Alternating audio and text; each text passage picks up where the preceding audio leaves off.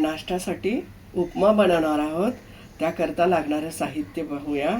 1 वाटी रवा घेतलेला आहे. अर्धी वाटी मी शेंगा घेतलेल्या आहे. शेंगा तुम्हाला आवडीनुसार किती घ्यायचे ते पाहूया. तेल घेतलं आहे. थोडंसं तूप टाकणार आहोत भाजणीसाठी म्हणून. आणि छोटा एक बटाटा बारीक असा कापून घेतलेला आहे ते तळून काढण्यासाठी. थोडीशी साखर घेतलेली आहे. अर्धा चम्मच साखर आहे आणि अर्धा चम्मच मोहरी, अर्धा चम्मच जिरे आहे. 1 छोटा चम्मच मीठ आहे. मीठ स्वादानुसारच टाकायचे आहे. 4 मिरच्या मी कापून घेतल्या आहे. मिरच्या कमी जास्त करू शकता. 1 कांदा बारीक चिरून घेतलेला आहे. 1 कढीपत्त्याचं पान घेतलेलं आहे मोठे, त्याचं फांद्या तोडून. आणि कोथिंबीर जरा जास्त चिरून घेतलेली आहे. आता आपण प्रोसेस पाहणार आहोत. कढई तापली आहे, त्यामध्ये तेल टाकून घेऊया. मी 1 पळी इतकं तेल टाकलेलं आहे.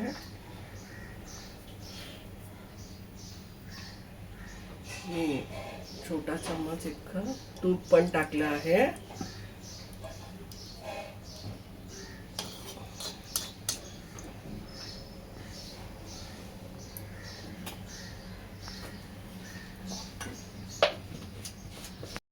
आता तेल तापले आहे, तूप पण तापले आहे त्याच्यातलं. आता आपण शेंगदाणे भाजून घेऊया.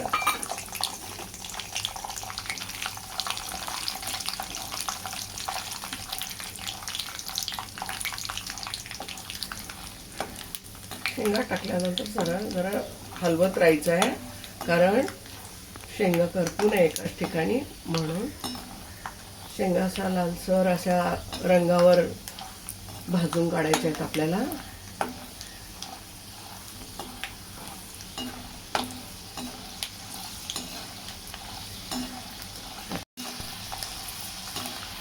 शेंगा आता भाजून झालेल्या आहेत आपल्या. आता आपण काढून घेणार आहोत.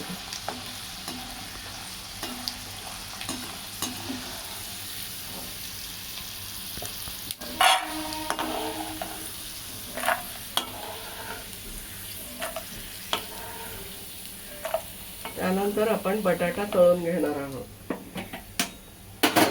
बटाट्याचे जे काप होते ते पाण्यात मी टाकले होते काळे होऊ नये म्हणून. हळूवारपणे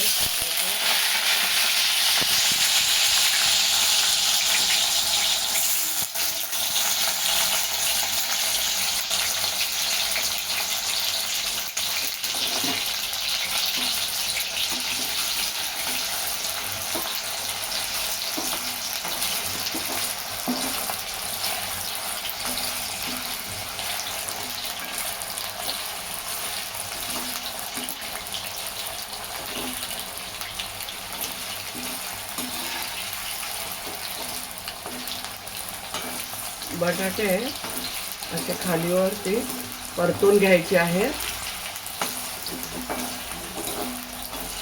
आणि लालसर रंगावर तळून काढायचे आहेत. बटाटे तळून लाल झालेले आहेत काप आपले, हे आपण साईडला काढून घेऊयात.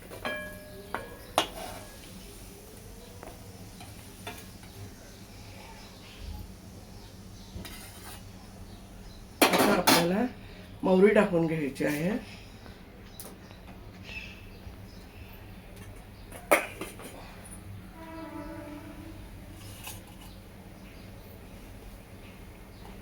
आता मोहरी तळली की आपण जिरे टाकून घेऊया.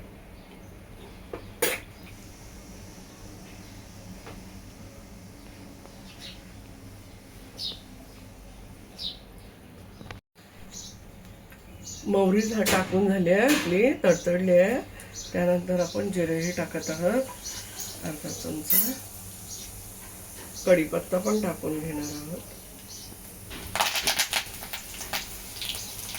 कांदा टाकून घेणार. त्याबरोबर मिरची सुद्धा टाकणार आहोत.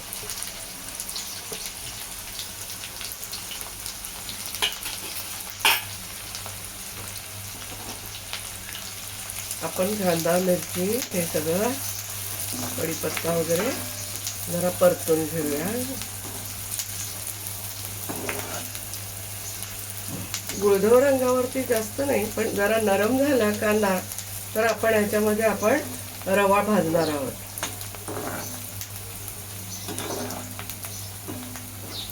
जरा नरम झाला आहे आता कांदा, मिरची, कढीपत्ता वगैरे. तर आपण रवा टाकून घेतलेला आहे. आता रवा छानपैकी भाजून घेऊयात. रवा छान भाजून घ्यायचा आहे, हलवत राहायचं आहे. त्याबरोबर कांदाही भाजला जातो जास्त आणि मिरच्या, मसाले, आपला रवाही छान भाजला जातो आणि रवा भाजताना पण वास छान येतोय. 3 मिनिटे समजा 3-4 मिनिटं मी रवा आहे ना चांगला भाजून घेतला आहे मसाल्यामध्येच. आपल्या उपमाचे जे मसाले होते त्याच्यात भाजून घेतला आहे. आता आपण टाकणार आहोत ही कोथिंबीर.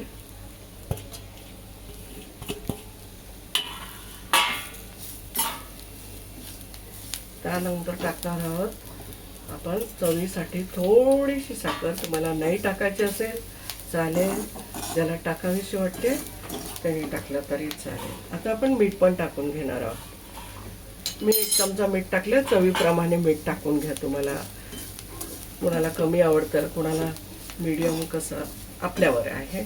त्यानंतर आपण बटाट्याचे तळलेले हे टाकून घेणार आहोत. आपण आता याला व्यवस्थित हलवून घेणार आहोत.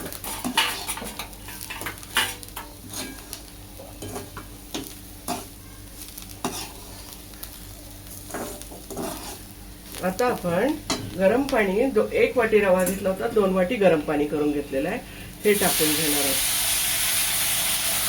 गॅस बारीक केला तरी चालेल, अंगार ओढल्याची शक्यता असते. घाई करू नका, कारण गरम पाणी आणि सगळं गरम रवा असल्यामुळं. आता आपण 1 वाटीला 2 वाटी गरम पाणी करून घेतलेलं टाकून घेतलेलं आहे. आपण व्यवस्थित हलवून घ्यायचं आहे. आपण 1-2 सेकंद हलवून घेऊयात. त्यानंतर आपण याला झाकण लावून 2 मिनिटे ठेवणार आहोत. आता गरम पाणी टाकून झालं, हलवून झालंय. आपण उपमाला एक वाफ काढणार आहोत. 1-2 मिनिटासाठी फक्त झाकून ठेवूयात आणि बारीक गॅस करूयात. गॅस फास्ट करायचा नाही, 2 मिनिटासाठी बारीक गॅसवरती ठेवायचा आहे. आता आपला रवा आणखीन छानपैकी उकलेल आणि खाण्याला चविष्ट लागेल. आता 2 मिनिट झाले आहेत, पाहूयात. वाव, छान झालेला आहे आपला उपमा. सुंदर रीतीने तयार झाला आहे. खाण्यासाठी उपमा रेडी आहे. आता आपण सर्व करून घेणार आहोत. खाण्यासाठी उपमा रेडी तयार केला आहे, सर्व केला आहे. मस्त खा, स्वस्थ रहा, आनंदित रहा. लाईक करा, शेअर करा, सबस्क्राईब करा आणि धन्यवाद.